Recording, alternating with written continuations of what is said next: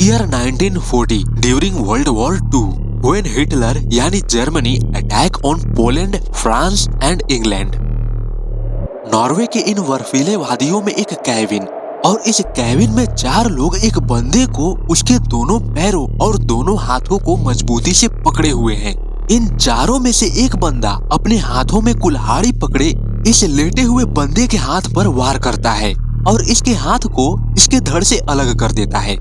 अंटेरोफिजियर Joseph, जिसका एक हाथ गैंग्रीन से संक्रमित था, इसके पूरे शरीर में यह संक्रमण फैल न जाए उससे पहले इन्होंने इसके हाथ को काटने का फैसला किया, क्योंकि अगर ऐसा नहीं किया जाता तो संक्रमण की वजह से जोसेफ की जान भी जा सकती थी।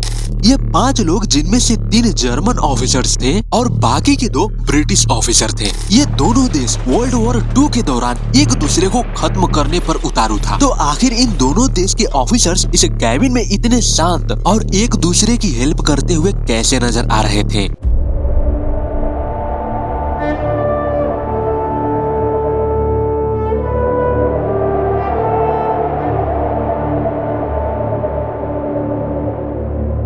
नॉर्वे के ग्रोडली के पास एक लड़ाकू जहाज जो जर्मनी का था, दूसरे लड़ाकू जहाज जो ब्रिटेन का था, का पीछा कर रहा होता है। इनके शूट आउट के दौरान इनके विमान क्रैश हो जाते हैं। वो विमान जो जर्मनी से था, जिसमें 4 जर्मन ऑफिसर्स मौजूद थे, क्रैश में इनमें से सिर्फ 3 ही बचते हैं।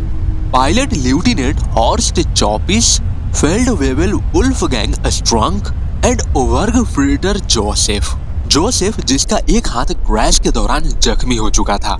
पहले तो इन तीनों ने वापस वॉर में लौटने का फैसला किया, लेकिन मौसम इतना ज्यादा खराब था कि इनकी जान भी जा सकती थी। दैट्स वाई आज की रात इन्होंने बर्फ को खोदकर उसके अंदर ही रुकने का फैसला किया। अगले सुबह तीनों एक ऐसी जगह की तलाश में निकल पड़ते हैं जहां इस बर्फीले तूफान से खुद को जिंदा रख सके। कुछ दूर चलते ही इनको एक कैबिन नजर आता है। तीनों जब कैबिन के अंदर जाते हैं तो पाते हैं कि कैबिन के अंदर कोई मौजूद नहीं था।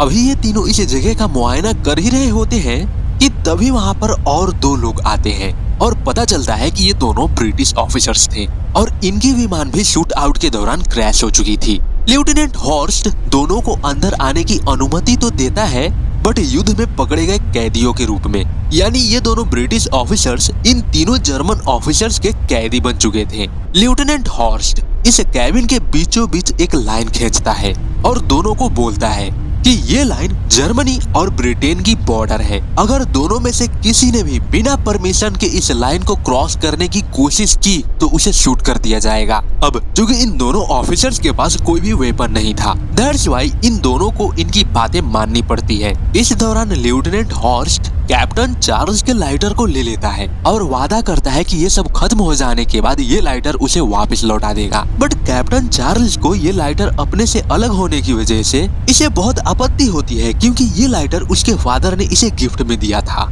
खैर, कैबिन में खाने के लिए सिर्फ दाल मौजूद था, तो लेफ्टिनेंट अपने साथी स्ट्रंक और कैप्टन चार्ल्स के साथी स्मिथ को कैबिन के बाहर कुछ लकड़ियों को इकट्ठा करने के लिए भेजता है, जिसके बाद ये लोग आग जलाते हैं और लेफ्टिनेंट उस दलिये को खाने के लिए सूप बनाकर ब्रिटिश ऑफिसर्स और अपने साथियों में बांटता है। इधर जोसेफ के आर्म में लगा हुआ वो चोट पहले से कुछ ज्यादा ही दर्द करने लगा था, जिसकी वजह से उसकी हालत पहले से कुछ ज्यादा ही खराब होती जा रही थी। अगले सुबह लेफ्टिनेंट हॉर्स्ट सबको इस जगह से निकलने के लिए बोलता है, इंक्लूडिंग दोनों ब्रिटिश ऑफिसर्स को भी। बट अभी भी मौसम बहुत ज्यादा खराब होने की वजह से कैप्टन चार्ल्स अभी नहीं निकलने की सलाह देता है। बट लेफ्टिनेंट बोलता है, मैं सलाह नहीं आदेश दे रहा हूँ। दैट्स वाई सारे लोग कैबिन को छोड़कर रास्ता ढूंढने के लिए निकल तो पड़ते हैं, बट मौसम बहुत ज्यादा खराब होने की वजह से सबको वापस कैबिन की तरफ लौटना पड़ता है।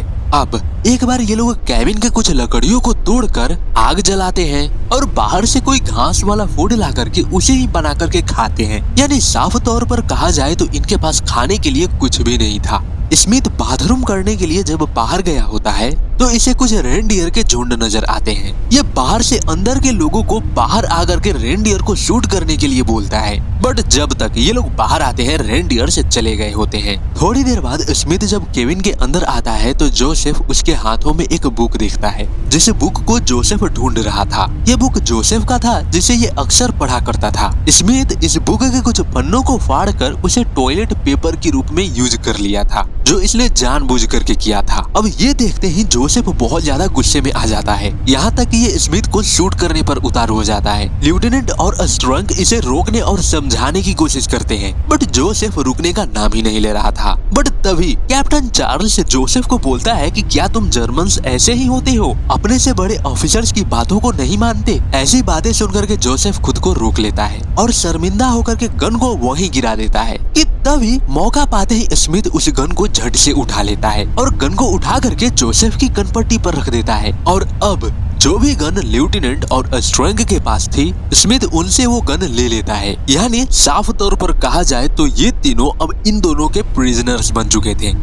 अब एक रोज स्मिथ और स्ट्रंग बाहर निकलते हैं इस उम्मीद में कि इन्हें वो रेनडियर्स का झुंड एक बार फिर से नजर आ जाए जिनका शिकार कर सके, बट कोई रेनडियर नजर नहीं आता, बल्कि इनको एक रैबिट नजर आता है जिसे ये लोग मार करके कैबिन की तरफ लौटने लगते हैं। इधर कैबिन में कैप्टन चार्ल्स लेफ्टिनेंट को कैबिन के अंदर से ही कैबिन की लकड़ियों को तोड़ने के लिए बोलता है। इनफैक्ट कैबिन में लगे एक बड़े से खंभे को भी तोड़ने के लिए बोलता है, जिस खंभे के सहारे कैबिन का पूरा रूफ टिका हुआ था, जिससे साफ क्लियर था कि अगर इस खंभे को तोड़ा जाएगा तो रूफ ढह जाएगी। इसके बावजूद भी कैप्टन लेफ्टिनेंट को खंभे को तोड़ने के लिए बोलता है।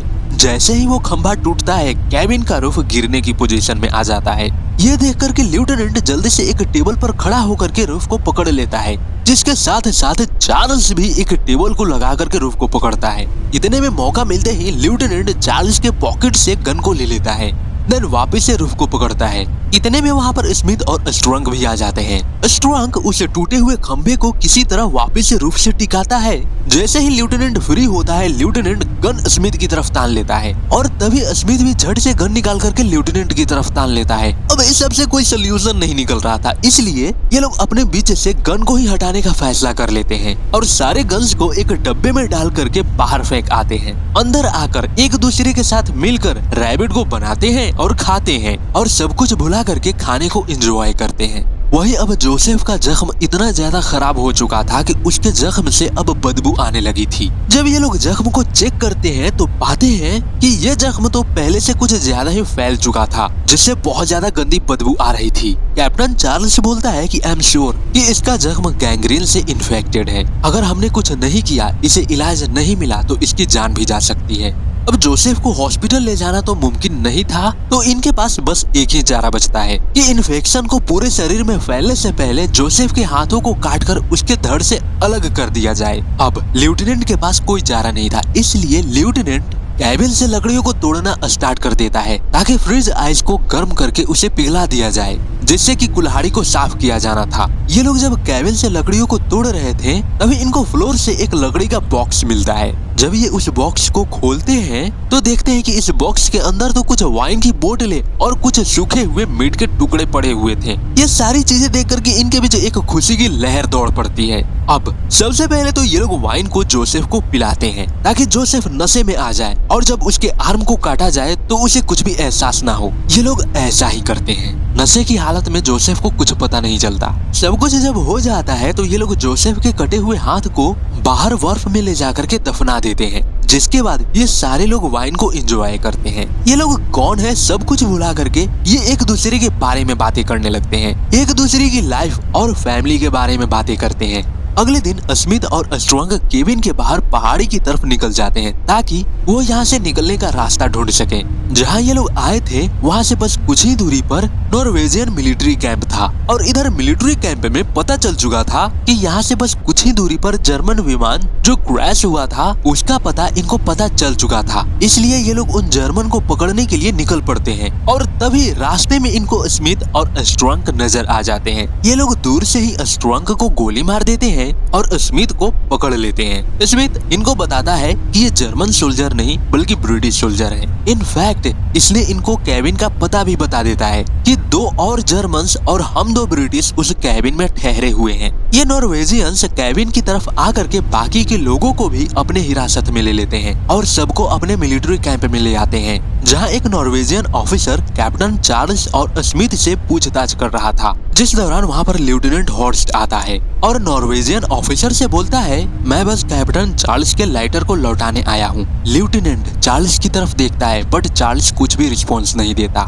लेफ्टिनेंट के चले जाने के बाद नॉर्वेजियन ऑफिसर्स दोनों को बोलता है कि तुम लोग अपने देश के गद्दार हो, तुम लोग जर्मन्स के सहयोगी हो, तुम लोगों ने जर्मन्स के साथ अपना हाथ मिलाया है। ये सारी बातें कहते हुए ये दोनों को धमकी देता है कि ये खबर मैं ब्रिटिश गवर्नमेंट तक पहुंचाऊंगा। ये सुनकर के चार्ल्स भड़क जाता है और बोलता है, हम वहाँ बस जिंदा रहने की कोशिश कर रहे थे। चार्ल्स इसे भला बुरा सुना करके रूम से बाहर निकल जाता है। दोनों जब बाहर आते हैं तो देखते हैं कि लेफ्टिनेंट और जोसेफ को नाव के जरिए कहीं ले जाया जा रहा था, यानी इन्हें कहीं और नहीं बल्कि जेल में ठूसने के लिए ले जाया जा रहा था, क्योंकि अब ये इनके कैदी थे।